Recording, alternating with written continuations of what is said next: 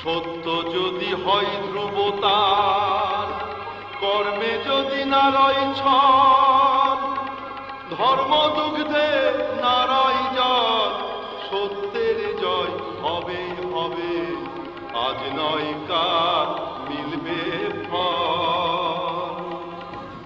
সুপ্রিয় শ্রোতা দর্শক মণ্ডলী, আপনাদের সকলকে আমাদের আন্তরিক শুভেচ্ছা। আত্মদর্শনে সত্য দর্শন এই অনুষ্ঠান থেকে আপনাদের কাছে আমাদের সেই শুভেচ্ছা, যে শুভেচ্ছা আমাদের জন্য আপনাদের কাছ থেকে আশা করি আমরা। বিশ্বের মানচিত্রে বাংলাদেশ ছোট্ট একটি দেশ।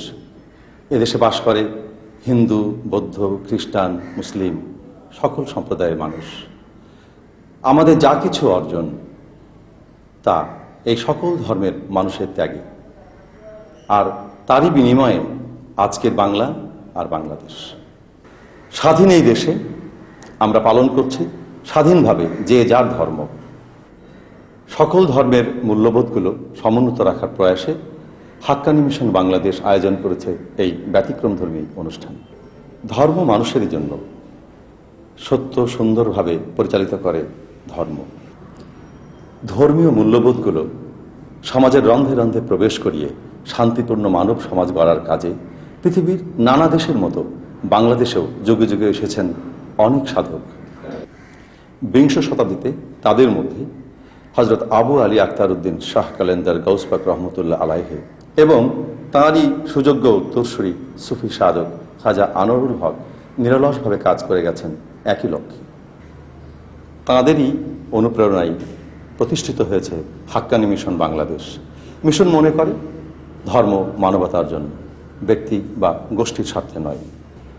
বাংলাদেশের বিভিন্ন ধর্মীয় চিন্তাবিদ ও দার্শনিকদের সম্মিলিত চিন্তাভাবনার ফসল আজকের এই অনুষ্ঠান আত্মদর্শনে সত্য দর্শন। না, কোনো গতানুগতিক ধারায় ধর্মের আহ্বান নিয়ে আমরা আসিনি। দেশ, জাতি, পরিবেশের উপর ভিত্তি করে সম্পূর্ণ নতুন করে সাজানো হয়েছে আজকের এই অনুষ্ঠান। জীবন চলার পথে প্রত্যেক ধর্মের মানুষ তাদের ধর্মীয় মূল্যবোধগুলোকে কে কতটুকু চিন্তা চর্চা করছেন আত্মিক সহায়ক হিসাবে তাই তুলে ধরা হবে আজকের এই অনুষ্ঠান। আয়নায় যেমন প্রতিফলিত হয় চেহারা, সত্য প্রতিফলিত হয় কর্মে, চিন্তায়। সত্যই সুন্দর, সত্যই শান্তি ও কল্যাণের দিশারি।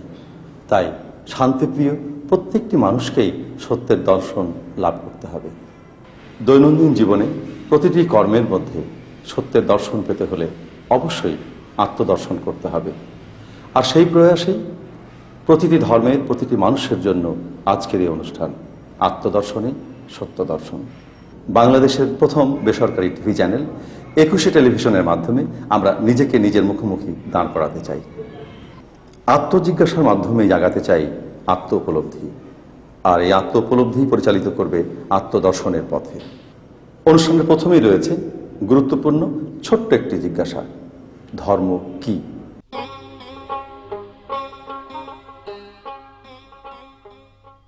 আল্লাহ আমাদেরকে পৃথিবীতে বিশেষ উদ্দেশ্য নিয়ে পাঠিয়েছেন এবং সেই উদ্দেশ্য পূরণের জন্য তিনি নবী রাসূলগণের মাধ্যমে আমাদের জন্য কিছু নির্দেশ পাঠিয়েছেন। সেই নির্দেশগুলোকেই আমি মনে করি ধর্ম। যেহেতু আমি একজন ব্যবসায়ী এবং এখানে ব্যবসা ক্ষেত্রে সৎভাবে ব্যবসা করা, মানুষকে না ঠকানো এবং যেখানে মনে করেন আমাদের উত্তরোত্তর ব্যবসায়ের সমৃদ্ধি, এইগুলি আমাদের ধর্ম আমি বলবো। ধর্ম হলো মূলত একটা বিশ্বাস যা মানুষ অন্তরে পোষণ করে সে বিভিন্ন কুকর্ম থেকে বা পাপ কাজ থেকে নিজেকে মুক্ত রাখতে পারে। তাছাড়া এই ধর্ম পালনের মধ্য দিয়ে মানুষ অনেক সৎকর্ম করে, পরের উপকার করে। বিভিন্ন সবচেয়ে বড় কথা যেটা, এই ধর্ম মানুষকে বিভিন্ন অন্যায় কাজ থেকে, বিভিন্ন খারাপ কাজ থেকে নিজেকে মুক্ত রাখে। ধর্ম বলতে কি বোঝেন? ধর্ম বলতে আমার ইসলাম শিক্ষা, বিমান নিরাজ চলা, ব্যবসা বাণিজ্য সব ঠিক মতো করা, সঠিকভাবে চলাফেরা, এটাই আমার ধর্ম বিশেষ করি আর কি। এক আল্লাহর তে বিশ্বাসী এবং এক আল্লাহ কর্তৃক এই বিশ্ব ব্রহ্মাণ্ডর সৃষ্টির প্রতি বিশ্বাস এবং সেই এক আল্লাহ কর্তৃক এই মানুষের ভিতরে যে আধ্যাত্মিক একটা গুণাবলীর প্রদান এবং সেটা তো বিশ্বাসী, সেটা হলো ধর্ম। ধর্ম বলতে আপনি কি বোঝেন একটু বলবেন?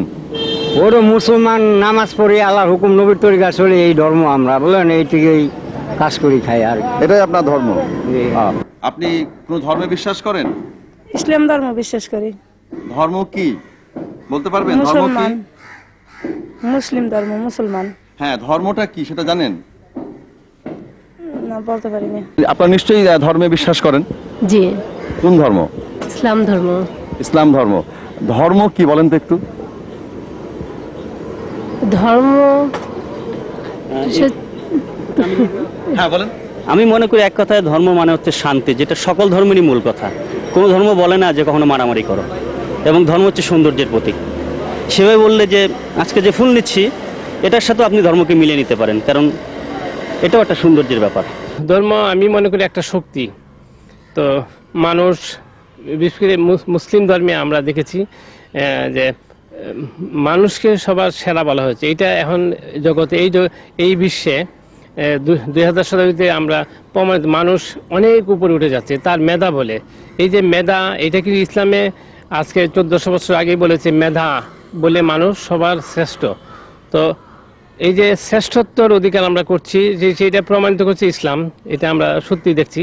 এই ধর্ম আর একটা শক্তি আমি মনে করি, একটা যেটা দুইয়ের মিশ্রণে একটা মানসিক শক্তি অনেক অনেক উপরে উঠে যায়। যদি কেউ ধর্মকে নিজের জীবনে প্রতিষ্ঠিত করতে চায় এবং সে যদি করতে পারে, তাহলে তার জীবন সত্যি সুন্দরভাবে গড়ে উঠবে। এবং এই ধর্ম এমন একটা জিনিস যার ভিতরে শুধুমাত্র ত্যাগ আর কল্যাণ রয়েছে। সেই কল্যাণ মানুষের কাজে আসে এবং সমাজের কাজে আসে, রাষ্ট্রের কাজে আসে। যদি আমরা ধর্মকে সত্যিভাবে দেখতে চাই, তাহলে ধর্মের ভিতরে আমাদেরকে কিছুদিন থাকতে হবে এবং সেই ধর্ম আপনাকে সত্যি একটা সুন্দর জীবনের দিক নির্দেশনা দিতে পারে। আমি এইভাবেই ধর্মকে বেছে নিয়েছি এবং ধর্মকে আমি দেখতে পাই। আমাদের সৃষ্টিকর্তা আল্লাহর কিছু অনুশাসন, নীতি পালন করা, সেটা আমরা নিজস্ব গতিতে দেখতে পারি, সামাজিক গতিতে দেখতে পারি, এবং বিভিন্ন রাষ্ট্রীয় পর্যায়ে এটা হতে পারে আর কি। সুতরাং এটা মানব জীবনের, মানব কল্যাণে আল্লাহর অনুশাসন সুনির্দিষ্টভাবে পালন করাকে আমি ধর্ম বলে মনে করি। ধী মানে ধারণ, যা ধারণ করলে আত্মার উন্নতি সাধন হয়, সেটাকেই ধর্ম বলে। এটা যে কোনো পথে হতে পারে। যেমন একটু ব্যাখ্যা করে বলেন যদি। মানে একটা ঘরে যদি কেউ ওঠে বা বিল্ডিং এ ওঠে, কেউ হয়তো সিঁড়িতে উঠছে, কেউ হয়তো লিফট দিয়ে উঠছে, কেউ হয়তো দড়ি বেয়ে উঠছে, কেউ হয়তো বাঁশের করে উঠছে, বাট সবাই কিন্তু উঠছে। এই প্রসেস ভিন্ন হতে পারে, ওয়ে আলাদা হতে পারে, কিন্তু গন্তব্যস্থান একটা। ধর্ম হচ্ছে একটি বিশ্বাস, এবং ইংরেজিতে যদি আমরা বলি religious is a faith, is not a believe. অর্থাৎ এই বিশ্বাসটা কোনো যুক্তি তর্কের ঊর্ধ্বে গিয়ে আমাকে বিশ্বাস করতে হচ্ছে, এখানে কোনো যুক্তি প্রশ্ন আসে না। তাই ধর্ম বলতে আমি মনে করি একটি ব্যক্তির তার নিজস্ব জীবন যাত্রা, তার সামাজিক অবস্থান, সমস্ত কিছুকে নিয়ন্ত্রণ করে চলাটাই হচ্ছে ধর্ম।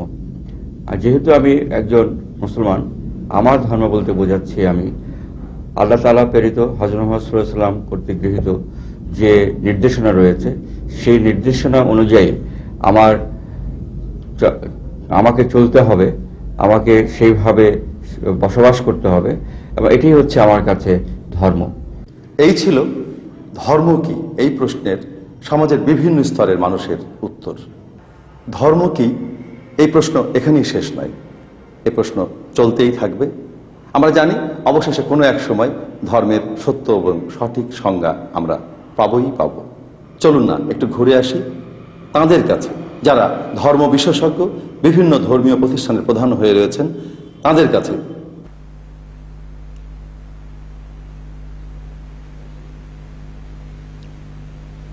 আপনার কাছে আমার প্রথম জানবার বিষয়, ধর্ম কি? ধর্ম এক কথায় বলতে পারি যে ধারণ ক্ষমতা, যে আমরা যেটা ধারণ করি সেই অনুসারে জীবনযাপন করি, এইটাই ধর্ম আমি মনে করি। আচ্ছা, এখানে যদি আমি আবার একটু আপনাকে জিজ্ঞাসা করি যে যেটা ধারণ করার কথা বললেন, একজন একটি অসৎ কর্মকেও তো ধারণ করেছে, সেটাকেও কি আমরা ধর্ম বলে আখ্যায়িত করতে পারবো? না। আচ্ছা, তাহলে কি বলবেন? ধারণ যেমন বিভিন্ন ধর্মীয় নেতা বা ধর্ম ব্যক্তি এই পৃথিবীতে এসেছিলেন, তাদের জীবনী যে ধারণ করে অনুসরণ করে সেইটাই আমি মনে করি ধর্ম। আচ্ছা, ধর্ম বলতে আপনার ব্যাখ্যাটা এইরকমই। হ্যাঁ। আচ্ছা, এখন যদি বলি যে আপনি তো একটি ধর্মে বিশ্বাস করেন। হ্যাঁ। আপনার ধর্ম খ্রিস্টান ধর্ম। খ্রিস্টান। আচ্ছা, তাহলে খ্রিস্টান ধর্ম কি, এটিকে কি আপনি একটু বিশদভাবে বলতে পারবেন আমাদের কাছে? খ্রিস্ট ধর্ম হচ্ছে প্রভু যীশু খ্রিস্টের জীবনী অনুসরণ যারা করে তারাই হচ্ছে খ্রিস্টান। এবং খ্রিস্টের জীবন অনুসরণ করা মানে তিনি এই পৃথিবীতে জন্মগ্রহণ করেছিলেন এবং তিনি যেভাবে চলতেন সাধারণ মানুষকেও সেইভাবে চলার জন্য পরামর্শ দিয়েছেন। আচ্ছা, এটি আমার কাছে মনে হলো যে আপনি কাকে খ্রিস্টান বলবেন সেই প্রশ্নের উত্তর হলো আমার কাছে মনে হয়েছে জিনিসটি, যে কাকে আপনি খ্রিস্টান বলবেন। কিন্তু আমি জানতে চাচ্ছিলাম খ্রিস্ট ধর্মটা কি? খ্রিস্ট ধর্ম, খ্রিস্ট এই জগতে জন্মগ্রহণ করেছিলেন এবং তিনি সাধারণ মানুষের বেশে এই পৃথিবীতে এসেছিলেন। সাধারণ পরিবারে তিনি মানুষ হয়েছিলেন এবং তিনি 30 বছর এই সাধারণ পরিবারের মধ্যে ছিলেন এবং 3 বছর তিনি কাজ করেছিলেন। তার কাজ ছিল পিতার ইচ্ছা পালন করা। ঈশ্বর তাকে এই পৃথিবীতে পাঠিয়েছিলেন তার গুণবিশিষ্ট করে, এবং ঈশ্বর যেমন গুণবিশিষ্ট তার জীবনও ছিল সেই রকম গুণবিশিষ্ট। আমরা একটু আপনাকে আবারও জিজ্ঞাসা করি যে আমাদের যীশু খ্রিস্টের জন্ম কথা বলছেন আপনি, তার কর্মের কথা বলছেন, তার ধর্মীয় জীবনের কথা বলছেন। আমি খুব সুনির্দিষ্ট করে জানতে চাচ্ছিলাম যে খ্রিস্ট ধর্মটা কি, মানে খ্রিস্ট ধর্ম কাকে আমরা খ্রিস্ট ধর্ম বলছি, এই বিষয়টা যদি বলেন যে কি কি গুণাগুণ, কি আচার আচরণে কোনটাকে আমরা খ্রিস্ট ধর্ম বলে আখ্যায়িত করছি? যে খ্রিস্টকে সেবা করে, খ্রিস্টকে অনুসরণ করে, তাকে আমরা খ্রিস্টের অনুসারী বলি এবং খ্রিস্ট ধর্ম খ্রিস্টকে নিয়ে। আপনার দৃষ্টিতে ধর্ম কি? ধন্যবাদ আপনাকে। ধর্মকে একটা মানুষের মস্তকহীন মানুষের সাথে তুলনা করতে পারা যায়, যেহেতু মস্তকহীন দেহ যেমন মানুষকে পরিপূর্ণতা আনে না, ঠিক ধর্ম ছাড়াও মানুষের পরিপূর্ণতা আসে না। বৌদ্ধ ধর্ম কি? বৌদ্ধ ধর্ম সাধারণত আমাদের পরিভাষায় আমরা বৌদ্ধ ধর্মকে নৈতিক আবার নীতিগতভাবে যে ধর্ম আমরা বলি, যেহেতু বৌদ্ধ ধর্মের অন্যান্য ধর্ম যেভাবে ধর্মকে ব্যাখ্যা করেন আমরা ঠিক সেভাবে বৌদ্ধ ধর্মকে ব্যাখ্যা করি না। পঞ্চশীলে, অষ্টশীলে, 10 শীলে এবং আর্যাষ্টাঙ্গিক মার্গে প্রতিষ্ঠিত থেকে ধর্মের যে অনুশাসনকে মেনে চলা হচ্ছে ধর্ম। যা ধারণ করি সেটা হচ্ছে আমরা ধর্ম বলি না। কারণ আপনার পাত্রের মধ্যে যেমন জল ধারণ করি সেটা একটা জলের ধর্ম। ঠিক নীতিকতাকে, নৈতিক নিয়মকে নিজেকে ধারণ করে মানুষ হিসেবে যদি মানুষের কল্যাণে নিজেকে নিয়োগ করা যায়, সেটা হচ্ছে বৌদ্ধ ধর্ম। আমরা আপনার কাছে জানতে এসেছি ধর্ম কি? ধর্ম নানাভাবে নানা দেশে দেখা হয়েছে। আমার মনে হয় পাশ্চাত্য দেশে ধর্মকে একটা সাম্প্রদায়িক মতবাদ এবং ক্রিয়া অনুষ্ঠানের উপরে নির্ভর করে দেখেছে, কিন্তু আমাদের উপমহাদেশের ধর্মের অনুভূতি অন্যরকম। তারা ধর্মকে একটা বিশ্বাসের উপরে আনতে চেষ্টা করেছে, একটা পরম সত্যের উপরে নির্ভর করে বা স্রষ্টার উপরে নির্ভর করে। কাজী ধর্মবোধটি একটু ভিন্ন রকমের। সাধারণভাবে এইটি দেখছি। হিন্দু ধর্মে এই ধর্মকে এইভাবে লক্ষ্য করেছে, ধর্ম শব্দটি ধৃ ধাতু থেকে নিষ্পন্ন হয়েছে, অর্থাৎ যা প্রাণীকে ধারণ করে সেইটি ধর্ম। কাজেই ধারণ করার অর্থ শুধু এই নয়, ধরে রাখা তাই নয়, তাকে সর্বতোভাবে রক্ষা করে যা সেইটি ধর্ম। আপনারা জানেন সকল বস্তুর একটা মৌল প্রকৃতি আছে, সেই মৌল প্রকৃতিগুলি হচ্ছে সেই বস্তুর ধর্ম। মানুষের মৌল প্রকৃতি তাহলে কি? আমরা বলতে পারি তার মনুষ্যত্ব, আবার অন্যভাবে দেবত্ব এটা বলা হয়। কাজেই এই দেবত্ব এবং মনুষ্যত্বের যে বিকাশ ঘটানো যে মানুষের কর্তব্য, এটা তার জানা দরকার। তাহলে যে প্রক্রিয়া অবলম্বনে বা যে অনুশাসনে এই ভাবটি বিকশিত হতে পারে তাকে আমরা ধর্ম বলতে পারি। হিন্দু ধর্ম কি এবং আপনার দৃষ্টিতে হিন্দু কে? আমরা দেখতে পাচ্ছি যে হিন্দু ধর্মকে সাধারণভাবে সনাতন ধর্ম বলা হয়। সনাতন ধর্ম পরবর্তীতে হিন্দু ধর্ম নামে পরিচিত হয়েছে। হিন্দু শব্দটি এসেছে সিন্ধু থেকে। সিন্ধুর অববাহিকায় যারা বসবাস করতেন এপারে, তাদের সিন্ধু কথাটি উচ্চারণ না করতে পেরে হিন্দু কথাই তারা বলছেন, অর্থাৎ শব্দটি সেই বিশেষ করে পার্শ্বিক যারা ছিলেন তাদের উচ্চারণের মধ্যে আসত না। কাজে তারা এই শকে হ বলে হিন্দু করেছেন। সেই হিসেবে আমরা দেখতে পাচ্ছি যে সনাতন হিন্দু ধর্ম এখন সেইভাবে আমরা বুঝতে পাচ্ছি বা সনাতন হিন্দু ধর্ম নামে পরিচিত হয়েছে। হিন্দু সেইভাবে আমরা দেখছি যারা আর্য এবং যারা এইভাবে বেদ উপনিষদ ভিত্তিক ধর্ম অনুশাসনকে মেনে যারা চলতেন, তারা সেই হিন্দু ধর্ম বা হিন্দু ধর্মাবলম্বী বলা যায়। আপনি এই মসজিদে কোন দায়িত্বে আছেন? আমি ইমাম এবং খতিবের দায়িত্ব পালন করে আসতেছি। আপনি কোন দায়িত্বে আছেন? আমি মুয়াজ্জিন কাম সানি ইমাম।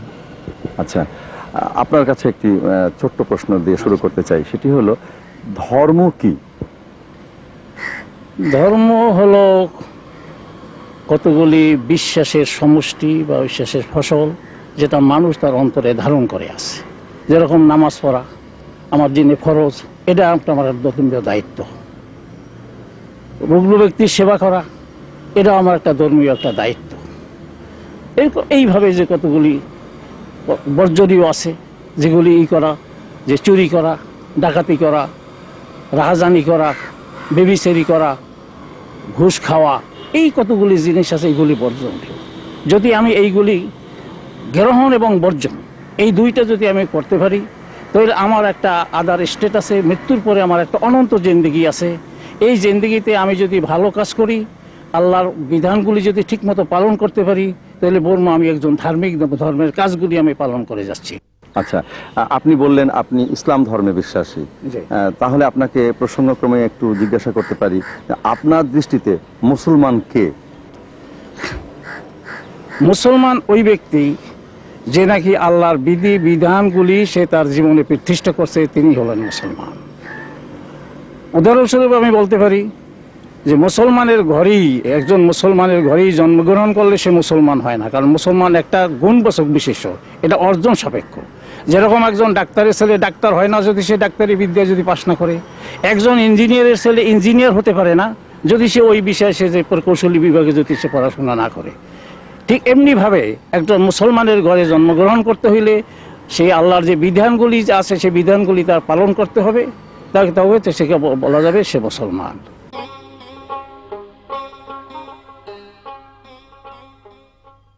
কোনো ধর্মেই অপরাধকে সমর্থন করা হয় নাই, তাহলে সমাজের আজকের যে অবক্ষয় তার মূল কারণ কি?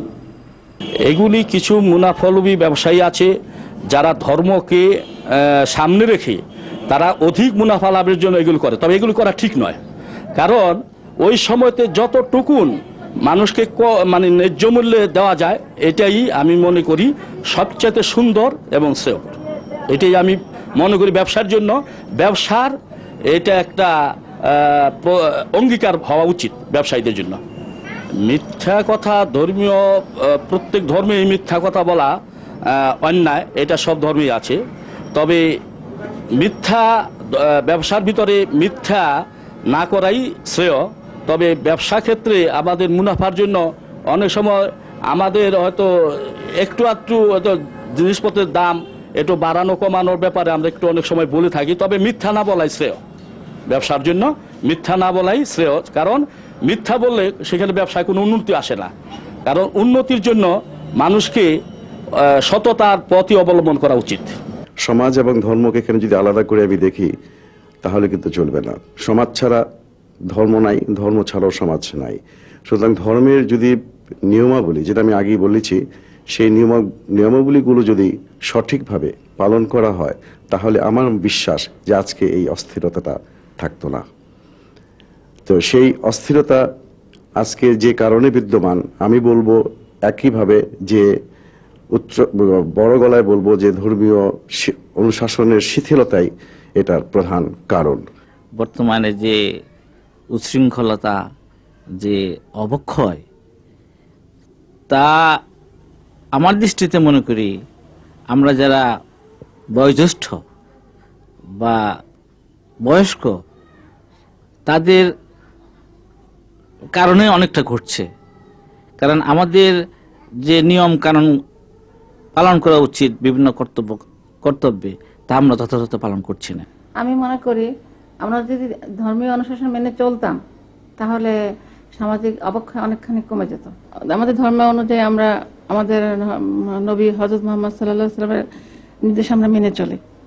তো উনি আমাদেরকে নির্দেশ দিয়েছেন, তোমরা আর্তের সেবা করো, বিপন্ন মানুষকে সেবা করো। যেহেতু আমি একজন চিকিৎসক, আমার কাছে মানুষ শারীরিকভাবে বিপন্ন হলে আমার কাছে আসে এবং তাদের আমি সরাসরি সেবা করতে পারি। তা আমি মনে করি যে আমি একজন চিকিৎসক হিসাবে যে মানুষকে আমি সেবা করতে পারছি, এতে আমি একটা ধর্মের নির্দেশ পালন করতে পারছি। ধর্মীয় মূল্যবোধের কোনো পরিবর্তন কোনো অবস্থাতেই হবে না, সামাজিক মূল্যবোধের পরিবর্তন হচ্ছে। এবং পেশাটা কি? পেশা হচ্ছে এমন একটি কাজ যে কাজে আমি নিয়োজিত থেকে আমার জীবিকা নির্বাহ করছি, এটি হচ্ছে পেশা। এবং শিক্ষক হিসাবে আমার মূল দায়িত্ব যেটা রয়েছে, আমার যা করণীয় সেটা যদি আমি করে থাকি, সেটা যদি সুষ্ঠুভাবে করে থাকি এবং সঠিকভাবে করে থাকি, তাহলে আমি শিক্ষক হিসাবে আমার ধর্মীয় মূল্যবোধের আলোকে আমি আমার দায়িত্ব সঠিকভাবে পালন করতে পারছি বলে আমি মনে করি।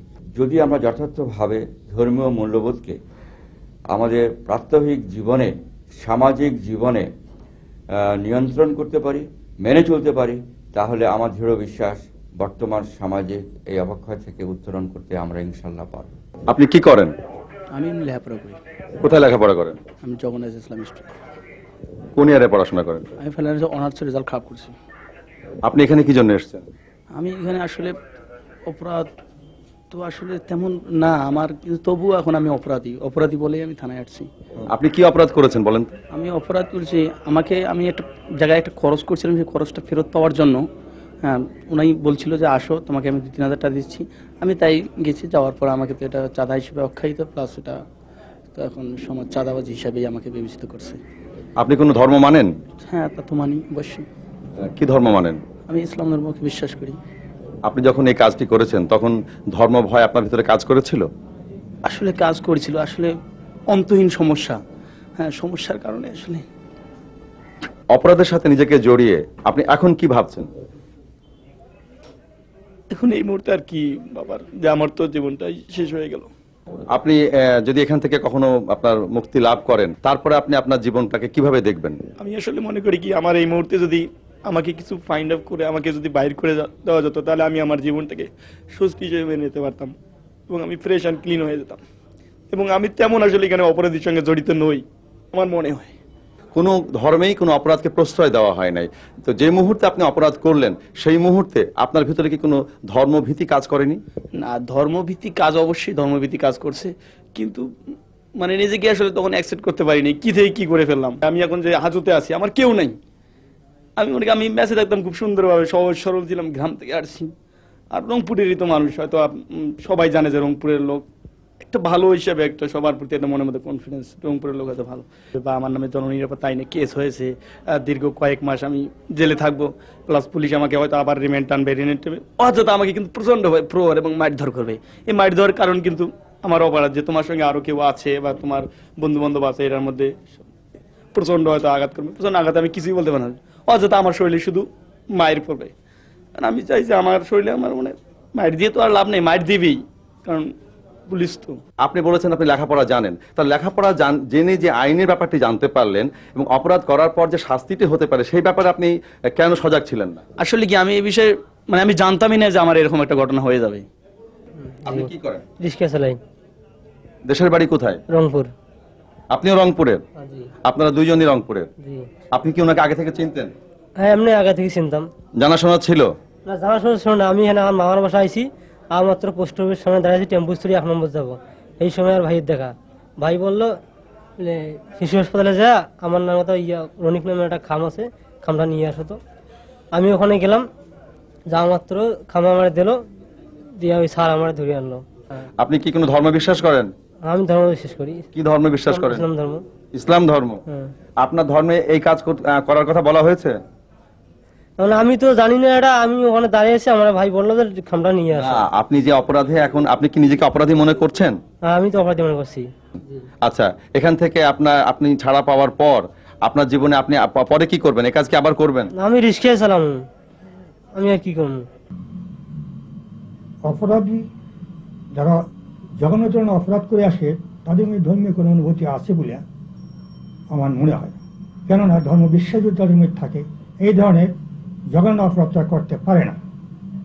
এছাড়া বাংলাদেশের লোক সংখ্যা তদ্রুপ প্রায় 80% ইসলাম ধর্ম অবলম্বী, এবং অপরাধ চক্র যতগুলো দেখা যায় তার মধ্যে শতকরা 90 জনই মুসলমান বলে তারা দাবি করে, কিন্তু ধর্মের অনুভূতি তাদের মধ্যে আছে বলে আমার মনে হয়।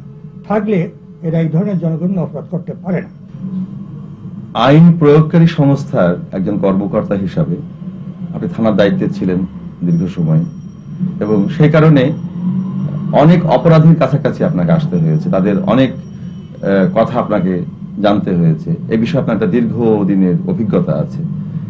সেই দৃষ্টিকোণ থেকে আপনি কি বলতে পারেন যে অপরাধী অপরাধ করার পর তার ভিতরে কোনো অনুশোচনা কখনো কাজ করেছে?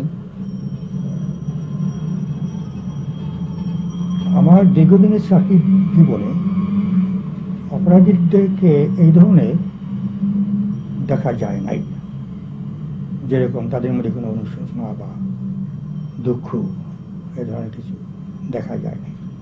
হয়তো যখন আমরা জিজ্ঞাসাবাদ করছি সহজে তারা স্বীকার করতে রাজি হয় না, হয়তো বা স্বীকারও করে, কিন্তু তাদের মধ্যে অনুভূতি বা অনুশোচনা এরকম কিছু আমার দৃষ্টিগোচর হয়নি। আমরা জানি অপরাধী অপরাধ করার পর তার অপরাধ অন্য কোথাও স্বীকার না করলেও আইনি সহায়তা পাওয়ার কারণে তার আইনজীবীর কাছে সে সত্যটা স্বীকার করে। একজন অপরাধীর অপরাধ জানার পরও তাকে আইনি সহায়তা দান করাকে আপনি ধর্মীয় দৃষ্টিভঙ্গি থেকে কিভাবে দেখবেন? আপনাকে কেউ হত্যা করতে আসছে, আপনি সেই সময় যদি আত্মরক্ষার্থে ওই লোকটাকে যদি আগেই আক্রমণ করেন এবং তার সেই আক্রমণের ফলশ্রুতিতে যদি লোকটার মৃত্যু হয়, তাহলে আপাত দৃষ্টিতে মনে হবে যে এটা হত্যা, আপনি হত্যার অপরাধী, কিন্তু প্রকৃত অর্থে এটা হত্যা হলো না। আপনি বলছেন আত্মরক্ষা করতে যে যদি কোনো হত্যা সংঘটিত হয় সেই বিষয়টি, হ্যাঁ, সেটি হলে আইনি পরিভাষায় কি আছে সেটি অবশ্যই আইনজীবীরা ভালো জানেন, কিন্তু আমি বলতে চাচ্ছি যদি নির্দিষ্টভাবে কোনো ব্যক্তিকে হত্যা করার জন্যই হত্যা করা হয়ে থাকে, সেক্ষেত্রে সেই হত্যাকারীকে, সেই অপরাধীকে যদি আইনি সহায়তা দান না করেন তাহলে কি ঘটবেটা কি? এখানে ধর্মীয় অনুশাসন কি এখানে কাজ করছে না? আপনি কি মনে করেন? দেখুন, একজন আইনজীবী সে কিন্তু সমস্ত ঘটনা এবং সাক্ষ্য প্রমাণ যা তার সামনে উপস্থাপন করা হয় প্রাথমিকভাবে সেগুলো বিচার বিশ্লেষণ করে থাকেন, এবং সাধারণত যদি কোনো আইনজীবী সাক্ষ্য প্রমাণ বা তথ্য যে সমস্তগুলো তার সামনে উপস্থাপিত করা হয়েছে তা দিয়ে যদি সন্তুষ্ট হন যে না এই প্রকৃত অপরাধী এবং অপরাধের উদ্দেশ্য নিয়েই অপরাধটা করেছেন এবং তার নিজস্ব ব্যক্তির স্বার্থে চরিতার্থ করার জন্য এই অপরাধটা সংগঠিত হয়েছে, তো সাধারণভাবে সেই আইনজীবী কিন্তু এরকম আইনের সহায়তা দিতে থেকে বিরত থাকেন। অনেক ক্ষেত্রে দেখা যায় যে একজন আইনজীবী যে তার নিজের পেশাতে অত্যন্ত আন্তরিকতার সঙ্গে নিজের পেশা এবং নীতি নিয়ম কানুন ইত্যাদি ব্যাপার জেনে অত্যন্ত সচেতন, তিনি সাধারণতভাবে যদি সন্তুষ্ট হয়ে যান, স্যাটিসফাইড হন যে না এই আমার এই মক্কেলটি সত্যিকারের অপরাধী, তাহলে সাধারণতভাবে অনেক ক্ষেত্রে দেখা যাবে যে এইরকম আইনজীবীরা তারা আইনের সহায়তা দান থেকে বিরত থাকেন।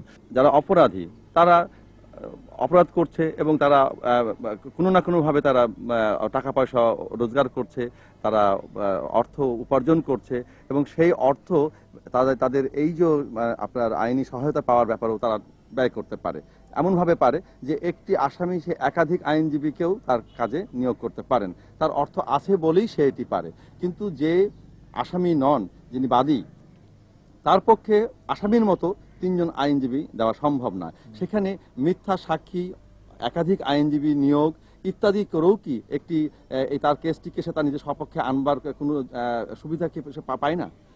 আপনার প্রশ্নটা অত্যন্ত সঙ্গত হয়েছে এবং আমাদের আজকের আলোচনার প্রেক্ষাপটে অত্যন্ত রেলিভেন্ট প্রশ্নটা আপনি করেছেন। কিন্তু আপনাকে আমি একটা কথা বলে, এটাও সত্য কথা যে justice goes to the highest bidder, অর্থাৎ যারা বেশি পয়সা রোজগার পয়সা খরচ করতে পারে আইনের বিচারটা অনেক সময় সেই দিকে হেলে পড়ে, এটাই সত্য কথা। আমরা যেভাবে বিশ্লেষণ করি না কেন, তবে একটা হচ্ছে মিথ্যা সাক্ষী দেওয়ার ব্যাপারটা, একটা ফলস অ্যান্ড ফ্যাব্রিকেটেড এভিডেন্স, এটা কি বলে একটা অপরাধ, এটাও কিন্তু একটা অপরাধ, এই জিনিস ঘটছে।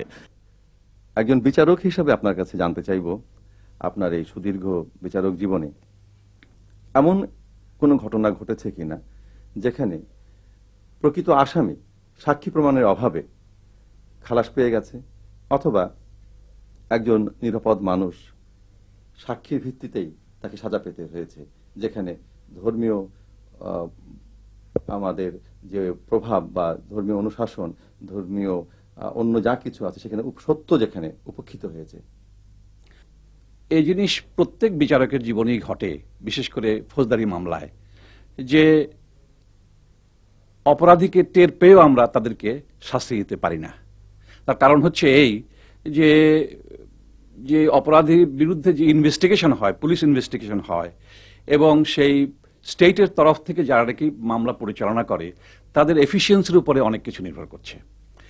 অনেক সময় দেখা যায় যে ধরুন সেই যখন একটা এফআইআর অর্থাৎ প্রাথমিক তথ্য যখন নাকি সাবমিটেড হয়, তখন থেকে পুলিশ এটাকে ইনভেস্টিগেট করে।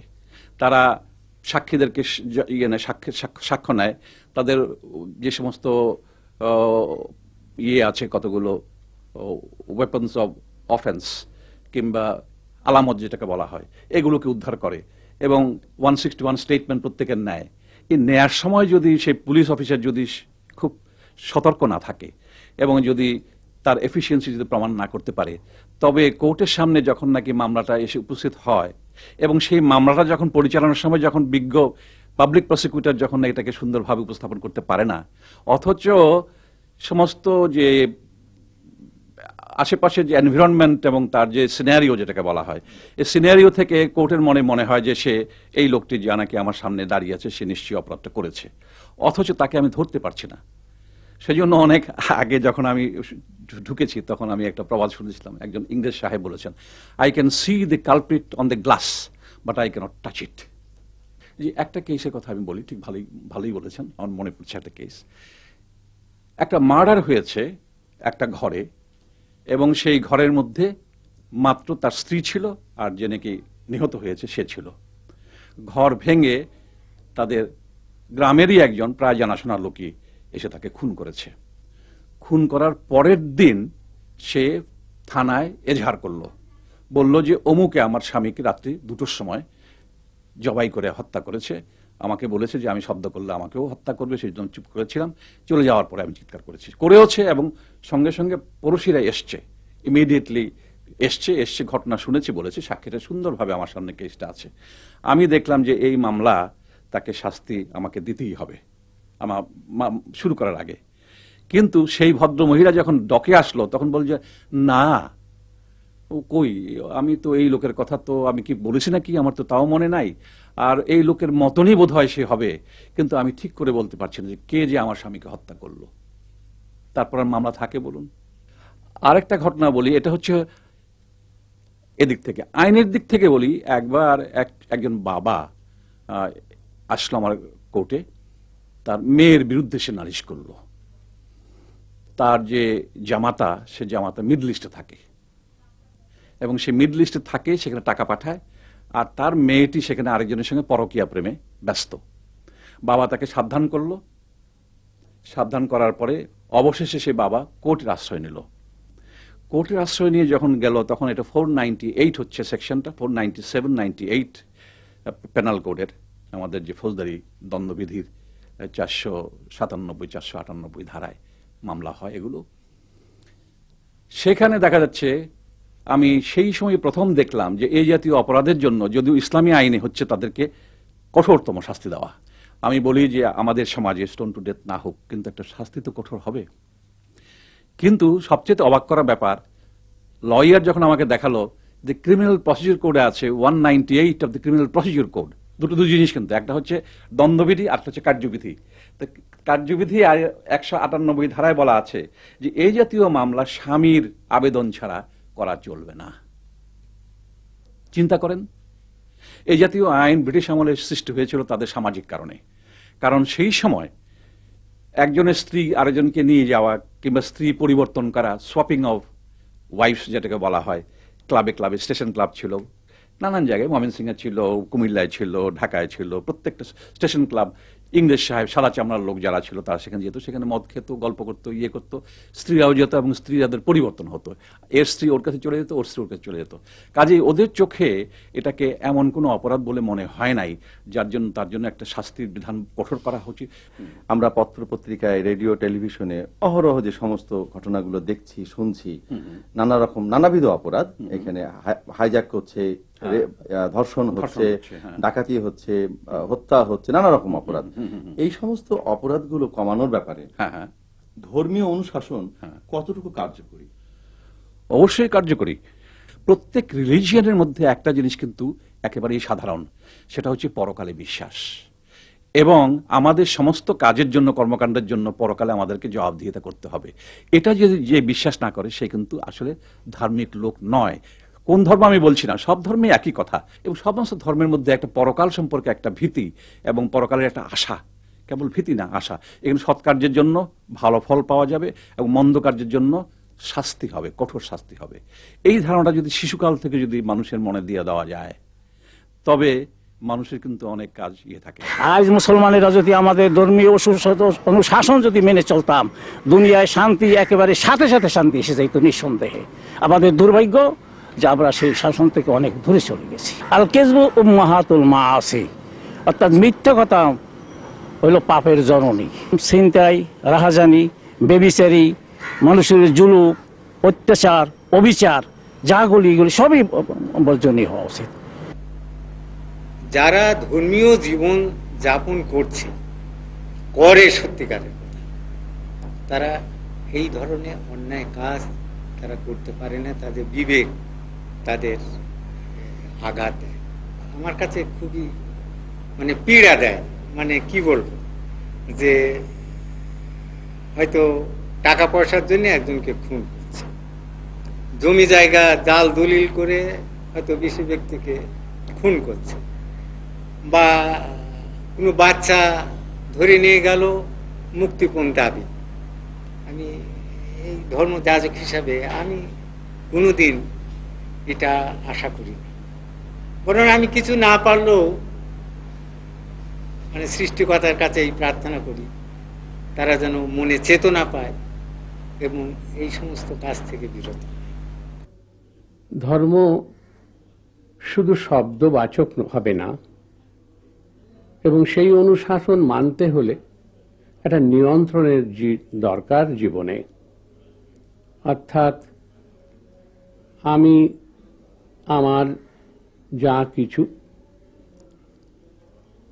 কর্মতৎপরতা আছে তার একটি সুন্দর নিয়ন্ত্রণ রক্ষা করতে হবে, এবং ভালো মন্দের একটা বিচার সেখানে থাকবে, এবং নিজের মধ্যে যে সমস্ত অশুভ বৃত্তি ইত্যাদি আছে তাকে নিয়ন্ত্রণে আনতে হবে। সেই নিয়ন্ত্রণ আসবে যেখানে বহিঃপ্রকৃতি এবং আন্তর প্রকৃতির অনুশাসনের মধ্য দিয়ে। ধর্মটিকে জীবনে রূপায়িত না হলে সে ধর্মের কোনো অর্থ হয় না। তাহলে ধর্ম হলো রূপায়িত জীবন, অর্থাৎ ধর্মে যে অনুশাসন শুদ্ধ এবং ভালো হওয়ার জন্যে যে উপদেশ আছে, যে নির্দেশিকা আছে, সেগুলো শুধু পুঁথিগত হয়ে থাকবে না, সেগুলো শুধু কথার মধ্যে সীমিত বা সীমাবদ্ধ থাকবে না, সেগুলো নিজেদের জীবনে রূপায়িত করতে হবে। একটা মানুষের জীবনকে যদি ধর্মীয় অনুশাসনের নীতিকে অর্থাৎ চরিত্রকে, যেটাকে মরালিটি বলা হচ্ছে, যে চরিত্র গঠনের মাধ্যমে সমস্ত কিছু যা অসুন্দর, অকল্যাণজনক, সর্বপ্রাণীর অহিতকর কাজ থেকে দূরে থাকলেই স্বাভাবিকভাবে সে ধর্মপথের যাওয়ার তার সহজ রাস্তাটা অতি সুন্দরভাবে সে কোনো রকম উপদ্রব ছাড়া সে চলতে পারবে।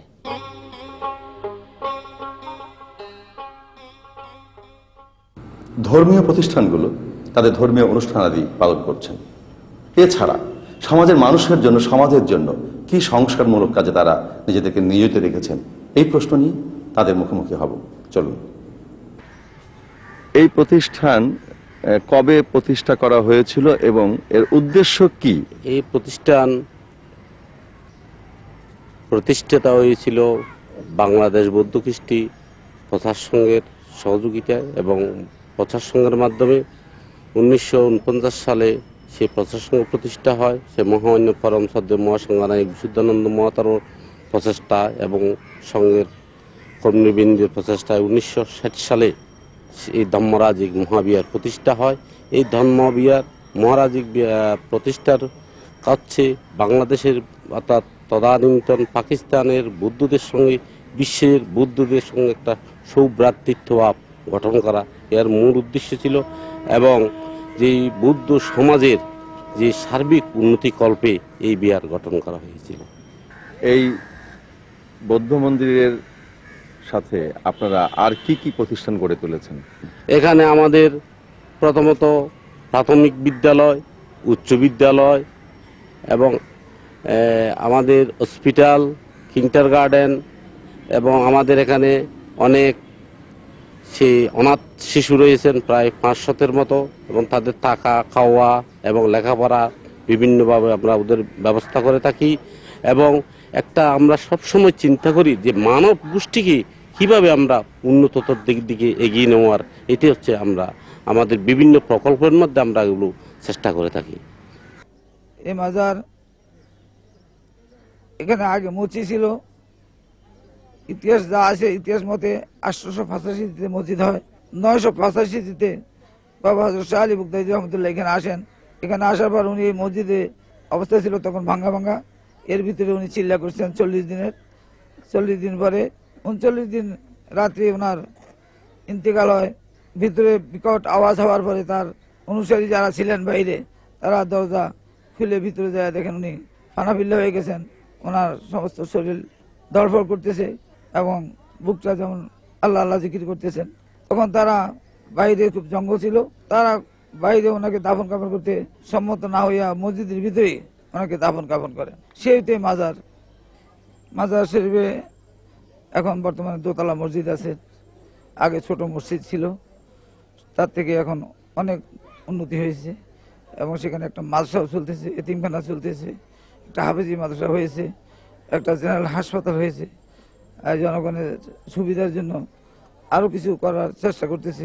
এই মসজিদে যারা আসেন, নামাজ আদায় করার জন্য আসেন, তাদের নামাজ পড়ানোর যে দায়িত্বটা পালন করছেন, এরপর আর কি দায়িত্ব তাদের জন্য আপনারা পালন করে থাকেন? বিশ্ববিদ্যালয় একটা বিরাট ফ্যামিলির একজন আমি সদস্য।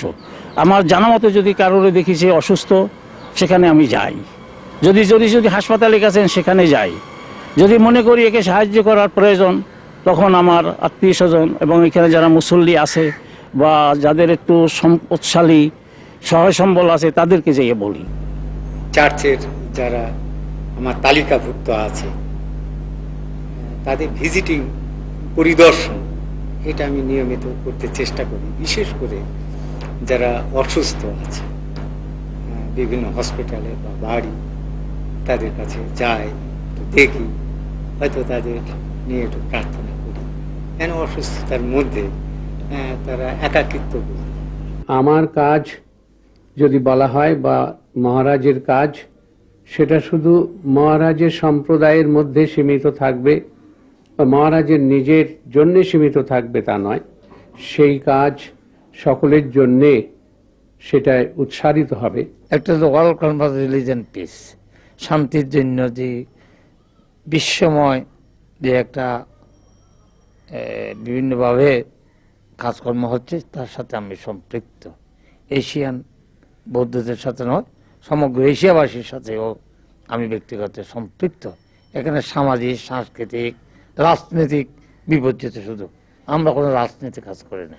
এবারে একটু ভিন্ন স্বাদ, একটি গান।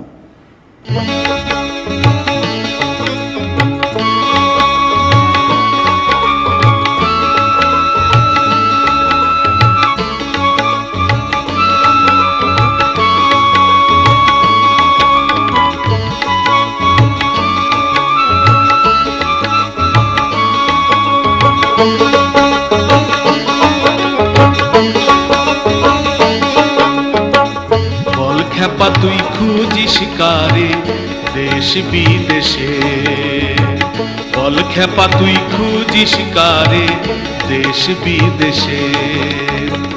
আপন ঘরে খুঁজলে মানুষ, আপন ঘরে খুঁজলে মানুষ পাবি অনাসে। বল খ্যাপা তুই খুঁজিস কারে দেশ বিদেশে, বল খ্যাপা তুই খুঁজিস কারে দেশ বিদেশে।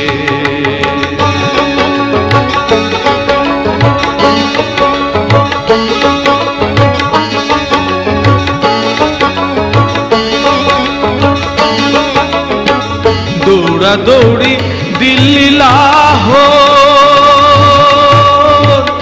আপনার কুলে রয় সে ঘর। দৌড়াদৌড়ি দিল্লি লাহোর, আপনার কুলে রয় সে ঘর। নিরূপে আলেকশায় আমার, নিরূপে আলেকশায় আমার, আত্মারূপে সে। বল খেপা তুই খুঁজিস কারে দেশ বিদেশে, বল খেপা তুই খুঁজিস কারে দেশ বিদেশে।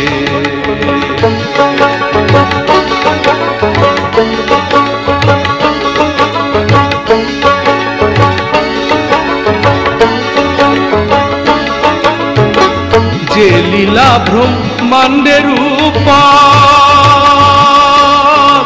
সেই লীলা তোর ভাণ্ড মাঝার। যে লীলা ব্রহ্মাণ্ডের উপর, সেই লীলা তোর ভাণ্ড মাঝার। ঢাকা যেন চন্দ্রের আকার, ঢাকা যেন চন্দ্রের আকার, মেঘের পাশে।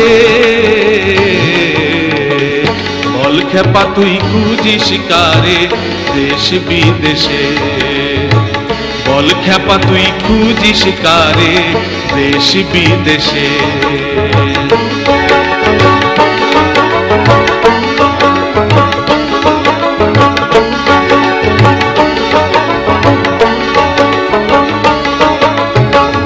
আপনাকে আপনি চেনা,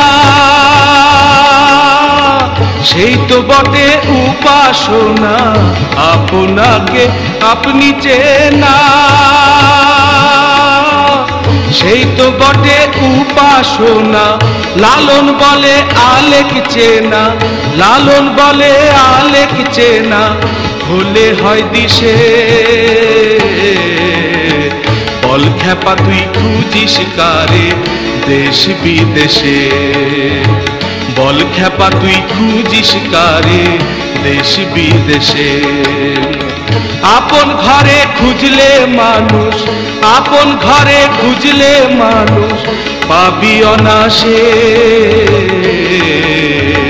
বল খেপা তুই খুঁজিস কারে দেশ বিদেশে, বল খেপা তুই খুঁজিস কারে দেশ বিদেশে, বল খেপা তুই খুঁজিস কারে দেশ বিদেশে।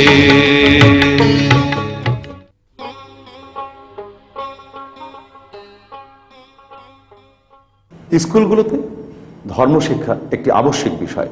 ছেলেমেয়েরা ধর্মশিক্ষায় শিক্ষিত হচ্ছে, কতটুকু শিখছে আর জীবনের ক্ষেত্রে তার প্রয়োগে বা কতটুকু? তোমাদের স্কুলে তোমাদের ক্লাসে ধর্ম বিষয়ক পাঠদান করা হয়। তোমরা যে বিষয়টি পড়ো ধর্ম বিষয়ে, সেটি কি শুধু পাশ করার জন্য পড়ো, না সেখান থেকে কোনো কিছু অর্জন করে তা নিজেদের জীবনের ক্ষেত্রে তা প্রয়োগও করো? পাশ করার জন্য তো অবশ্যই পড়ি, এছাড়াও এর কিছুটা আমাদের ব্যক্তি জীবনে প্রভাব পড়ে। পাশ করার জন্যও পড়ি আর কিছুটা ব্যক্তিগত জীবনে শিক্ষা গ্রহণ করি। পাশ করার জন্য তো অবশ্যই পড়ি, পাশাপাশি মেনে চলার চেষ্টা করি। সবাই চেষ্টা করে যাতে ব্যক্তিগত জীবনে এটা প্রভাব পড়ে, আমিও চেষ্টা করি। পাশ করার জন্য তো পড়তে হয়, কিন্তু এটা যাতে ব্যক্তিগত জীবনের উপর প্রভাব পড়ে সেজন্য সবচেয়ে আগে চেষ্টা করি, তারপর পাশ করার উপর চিন্তা করি।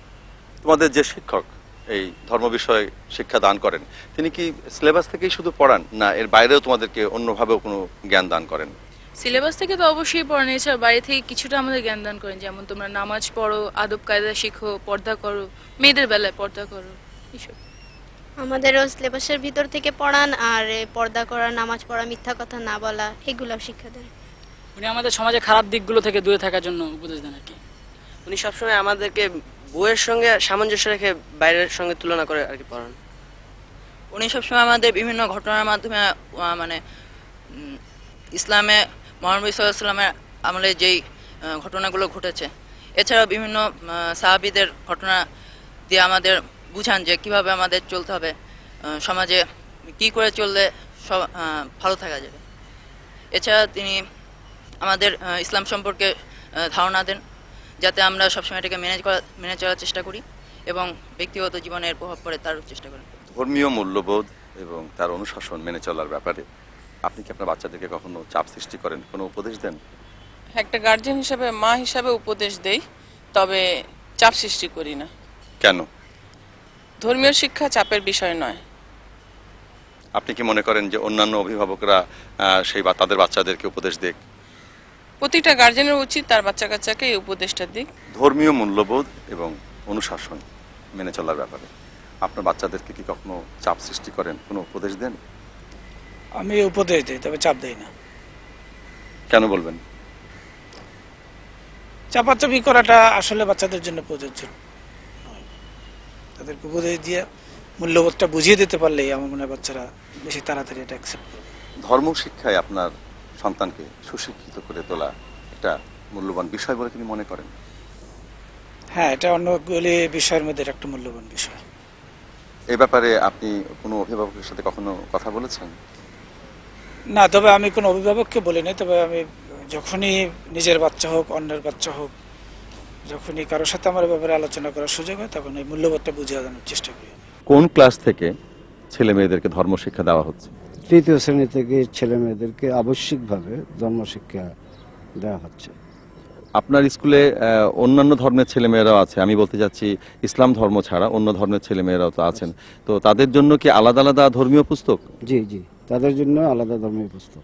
তো আলাদা ধর্মীয় পুস্তক যে আপনারা এখানে আছে, শিক্ষাদানের ব্যাপারে কি সেই বিষয়ের শিক্ষক আছেন? খ্রিস্টান ধর্ম ছাড়া সব বিষয়েরই ধর্মীয় শিক্ষক আছেন। হিন্দু ধর্মের শিক্ষক যারা, তারা হিন্দু শিক্ষক আমার আছেন, তারা ওই হিন্দু ধর্মের ধর্মীয় বিষয়টি দেখেন। আচ্ছা, আমার জানতে ইচ্ছা করছে যে ইংরেজি, বাংলা, অঙ্ক, অন্যান্য বিষয়ের মতো ধর্মীয় বিষয়টিকে এত গুরুত্ব সহকারে পড়ানো হয়? অবশ্যই, ধর্মীয় বিষয়টি আমরা স্পেশালাইজড টিচার দিয়ে শ্রেণীকক্ষে পাঠ দিয়ে থাকি। আচ্ছা, আমরা লক্ষ্য করেছি যে ছেলে মেয়েদেরকে যে কোচিং করানো হয়, ইংরেজির কোচিং করানো হয়, অঙ্কের করানো হয়, এরকম বিভিন্ন বিষয়ের উপরই করানো হয়। আপনি বলতে পারবেন কি যে ধর্মীয় বিষয়ে কোনো কোচিং হয় কিনা? আমাদের এই স্কুলে ধর্মীয় বিষয়েরও কোচিং অন্যান্য সাবজেক্টের মতো আনুপাতিকভাবে ঘন্টা কম নেওয়া হয়, কিন্তু কোচিং বাধ্যতামূলক। বোর্ড কর্তৃক ধর্মীয় যে পুস্তক দেওয়া হয়েছে ধর্ম শিক্ষাদানের ব্যাপারে, সেটা কি আপনি যথেষ্ট বলে মনে করেন? জি জি, যথেষ্ট। কারণ একটি দেশের জাতির বিভিন্ন বয়সের ছেলে মেয়েদের শিক্ষার যে চাহিদা, শিক্ষার যে পরিমাপ, সেটাকে ভিত্তি করেই এনসিটিভি বইগুলি প্রণয়ন করে থাকেন। কাজেই বোর্ড কর্তৃক প্রকাশিত ধর্মীয় পুস্তকগুলি ওই বয়সের ছেলে মেয়েদের জন্য আমি যথেষ্ট বলে মনে করি। আমরা জানলাম প্রত্যেকটি ধর্মেই রয়েছে সুনির্দিষ্ট ধর্মীয় মূল্যবোধ আর অনুশাসন। তাহলে কি আজকের এই সামাজিক অবক্ষয়, সামাজিক অস্থিরতা এই ধর্মীয় মূল্যবোধ আর অনুশাসনের অভাবেই? হাক্কানি মিশন মনে করে ধর্মীয় মূল্যবোধ আর ধর্মীয় অনুশাসন প্রয়োগের মাধ্যমেই এই অবক্ষয় রোধ করা সম্ভব। আপনারা ভেবে দেখবেন কি? আমাদের প্রত্যাশা আপনাদের মতামত। পাঠাবার ঠিকানা পরিচালক, আত্মদর্শনী সত্যদর্শন, জিপিও বক্স নাম্বার 2319, ঢাকা 1000। আজ তাহলে এ পর্যন্তই, আবার দেখা হবে। ধর্ম দুগ্ধে নারাই জল, সত্যের জয় হবে হবে, আজ নয় কাল মিলবে ফল। সত্য যদি হয় ধ্রুবতার, কর্মে যদি নারয় ছল, ধর্ম দুগ্ধে নারাই জল, সত্যের জয় হবেই হবে, আজ নয় কাল